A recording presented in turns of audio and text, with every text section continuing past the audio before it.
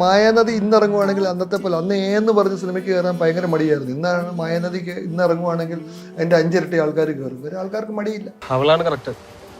എന്നെ പോലുള്ളവന്മാരൊക്കെ ശരിക്കും പോലീസിന് പിടിച്ചു കൊടുക്കാൻ വേണ്ടി. എനിക്ക് അവള് ഭയങ്കര ഇഷ്ടമാണ് സാർ. സാറിന്റെ ഫെയിലിയർ ആയിട്ടുള്ള പടങ്ങളിൽ നിന്ന് സാറ് പഠിച്ചിട്ടുള്ള മെയിൻ കാര്യങ്ങൾ എന്താണ്?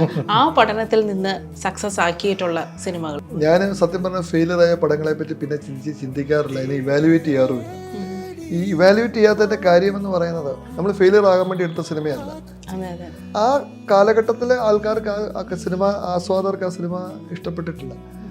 എന്ന് വെച്ചാൽ അന്നത്തെ ആസ്വാദകരല്ല ഇപ്പോൾ ഉള്ളത്. ഇപ്പം മായാനദി ഇന്നിറങ്ങുവാണെങ്കിൽ അന്നത്തെ പോലെ അന്ന് എന്ന് പറഞ്ഞ സിനിമയ്ക്ക് കയറാൻ ഭയങ്കര മടിയായിരുന്നു. ഇന്നാണ് മായാനദിക്ക് ഇന്നിറങ്ങുവാണെങ്കിൽ അതിന്റെ 5 ഇരട്ടി ആൾക്കാർ കയറും. വേറെ ആൾക്കാർക്ക് മടിയില്ല. ഒരു കുട്ടിയുടെ അമ്മയാകുന്ന പോലെയാണ് സിനിമ. 10 മാസം അല്ല 9 മാസം കൊണ്ട് വിവരം അറിയാം, കൊച്ചാണോ പെണ്ണാണോ എന്നറിയാം. ബാക്കി ബിസിനസ് എന്നൊക്കെ പറയുന്നത് നമ്മൾ തകർന്ന് തരിപ്പണമാകുമ്പോഴായിരിക്കും ചിലപ്പോൾ നമ്മൾ അറിയുന്ന ബിസിനസ്സിൽ നഷ്ടമാണെന്ന്.